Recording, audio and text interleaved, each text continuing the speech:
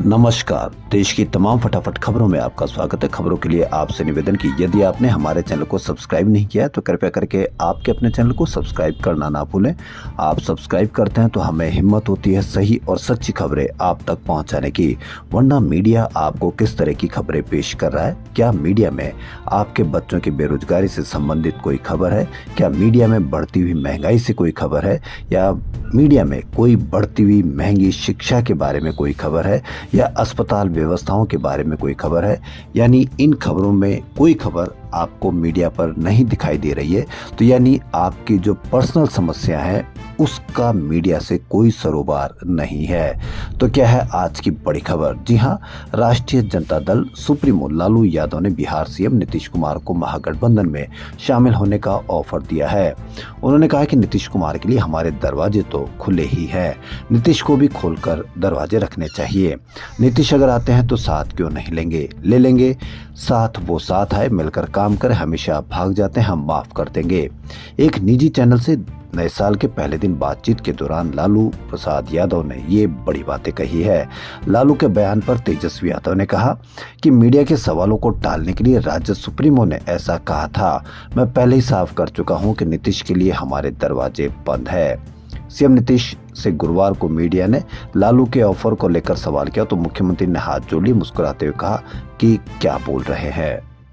दिल्ली में विधानसभा चुनाव से पहले भाजपा और आम आदमी पार्टी का पोस्टर कैंपेन शुरू हो गया है। भाजपा ने पोस्टर जारी किया जिसमें केजरीवाल के फोटो के साथ उन्हें महाठग ओरिजिनल वोटर लिस्ट में स्कीम 2024 बताया गया है। वहीं आपने भी भाजपा के पोस्टर का जवाब पोस्टर से दिया है। आपके पोस्टर में केजरीवाल के काम को बैकग्राउंड में दिखाकर उनकी तस्वीर के साथ उन्हें ग्रेटेस्ट ऑफ ऑल टाइम, अब तक का सबसे महान बताया है। साथ ही अंग्रेजी में गॉड के साथ आग जलने की इमोजी लगाई गई है। यानी आपने अपने पोस्टर में केजरीवाल को अब तक का सबसे महानतम नेता बताया। पार्टी के पोस्टर में दिल्ली के अस्पताल और स्कूलों की तस्वीरों के साथ जिक्र किया गया। साथ ही केजरीवाल को the greatest of time of काम की राजनीति लिखा है।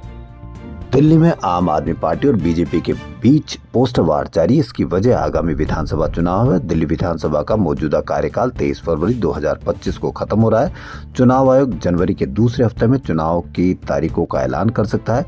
पिछले विधानसभा चुनाव फरवरी 2020 में होता, जिसमें आम आदमी पार्टी ने पूर्ण बहुमत हासिल किया था और 70 में से 62 सीटें जीती थी। हिमाचल प्रदेश के चिल्ड्रन ऑफ द स्टेट यानी जिन बच्चों ने बचपन में ही अपने माता पिता को खो दिया, ऐसे 22 बच्चों को हिमाचल सरकार ने गुरुवार को 4 राज्यों के भ्रमण पर भेजा है। मुख्यमंत्री सुखविंदर सिंह सुक्खू और स्वास्थ्य मंत्री धनीराम शांडिल ने इन बच्चों को लेकर बस को सचिवालय से हरी झंडी दिखाकर रवाना किया। हिमाचल प्रदेश के 22 बच्चे चंडीगढ़, दिल्ली, आगरा और गोवा का भ्रमण करेंगे। इन बच्चों को मुख्यमंत्री सुखाश्रय योजना के तहत 4 राज्यों के भ्रमण पर भेजा गया है। इसका पूरा खर्चा सरकार उठाएगी। इस भ्रमण के दौरान इन बच्चों को ऐतिहासिक जगहों पर ले जाया जाएगा, जहां इन बच्चों का मनोरंजन भी होगा और ऐतिहासिक जगह का ज्ञान भी प्राप्त होगा। तो ये बहुत ही सराहनीय और शानदार पहल सुखाश्रय योजना, यानी जिन बच्चों ने अपने माता पिता को बचपन में खो दिया, उन बच्चों को चिल्ड्रन ऑफ द स्टेट, बहुत शानदार स्कीम, जिसके अंतर्गत बच्चे अन्य राज्यों का भ्रमण कर सकेंगे और ऐतिहासिक स्थलों को भी देख सकेंगे। जल्दी अंतरिक्ष से सीधे मोबाइल कॉल की जा सकेगी। इसमें भारत की स्पेस एजेंसी इसरो की अहम भूमिका होगी। इसरो इस साल फरवरी मार्च में एक अमेरिकी कम्युनिकेशन सैटेलाइट लॉन्च करेगा, जिसकी मदद से किसी भी स्मार्टफोन के जरिए अंतरिक्ष से सीधे कॉल की जा सकेगी। यह पूरी तरह से कॉमर्शियल लॉन्चिंग है। इसे इसरो की commercial wing new space India limited अंजाम देगी। अभी अंतरिक्ष से इंटरनेट और वॉइस कॉल के लिए स्पेशल हैंडसेट रखने या स्पेशल टर्मिनल रखने होते हैं।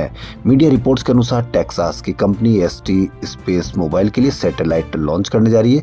यह पहली बार है जब कोई अमेरिकी कंपनी भारत से एक विशाल कम्युनिकेशन सैटेलाइट लॉन्च करा रही है।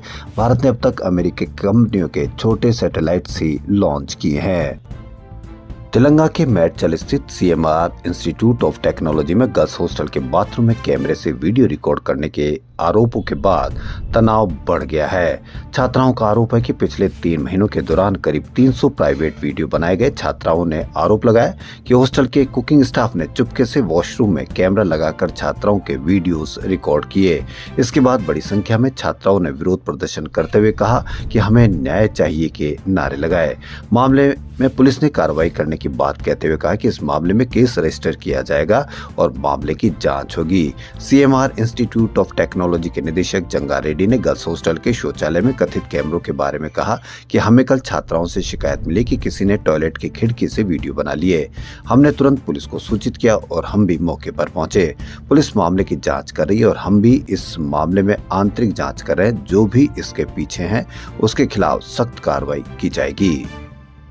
बांग्लादेश में भारत की उम्मीदों को झटका देते हुए चटगांव की एक अदालत ने पूर्व इस्कॉन संत चिन्मय कृष्णदास को जमानत देने से इनकार कर दिया। इस पर कोलकाता इस्कॉन के उपाध्यक्ष राधा रमन दास ने अपनी निराशा व्यक्त की। उन्होंने कहा कि दुनिया को नए साल की शुरुआत में उनकी रिहाई की उम्मीद थी। राधा रमन दास ने बांग्लादेश सरकार से कृष्णदास के लिए न्याय सुनिश्चित करने की अपील की है। सुनवाई के बाद राधा रमन दास ने कहा कि यह बहुत दुखद खबर है। हम जानते हैं कि पूरी दुनिया इस पर नजर रखे हुए थी। सभी को उम्मीद थी कि नए साल में चिन्मय प्रभु को रिहाई मिल जाएगी। 42 दिन बाद भी उनकी जमानत याचिका खारिज कर दी। बांग्लादेश में बढ़ती अशांति के बीच 25 अक्टूबर को चिन्मय कृष्णदास के खिलाफ बांग्लादेश के राष्ट्रीय ध्वज का अपमान करने के आरोप में केस दर्ज किए गए थे। उन्हें 25 नवंबर को गिरफ्तार किया गया था, जिसके बाद देश में विरोध प्रदर्शन भी हुए। पश्चिम बंगाल की मुख्यमंत्री ममता बनर्जी ने गुरुवार को सीमा सुरक्षा बल पर गंभीर आरोप लगाए हैं। ममता बनर्जी ने कहा कि बीएसएफ बांग्लादेश से आतंकवादियों और घुसपैठियों को राज्य में प्रवेश करने में मदद कर रहा है और इस वजह से क्षेत्र में व्यवधान पैदा हो रहा है। कोलकाता के नबन्ना सभागार में राज्य प्रशासनिक समीक्षा बैठक को संबोधित करते हुए बंगाल के सीएम ने कहा कि अगर बीएसएफ ऐसी गतिविधियों को बढ़ावा देना जारी रखती है तो टीएमसी, तृणमूल कांग्रेस उनके खिलाफ विरोध प्रदर्शन करेगी। ममता बनर्जी ने टिप्पणी कर कहा कि सीमाओं की रक्षा के लिए जिम्मेदार बीएसएफ इस्लामपुर, सीताई और चोपड़ा जैसे क्षेत्रों से लोगों को भारत में प्रवेश करने की अनुमति दे रही है। साथ ही इसके पीछे के उद्देश्यों पर सवाल उठाया और इसे केंद्र सरकार के ब्लू प्रिंट के लिए जिम्मेदार ठहराया। पश्चिम बंगाल सीएम ने जोर देकर कहा कि केंद्र सरकार की भागीदारी के बिना यह स्थिति संभव नहीं है।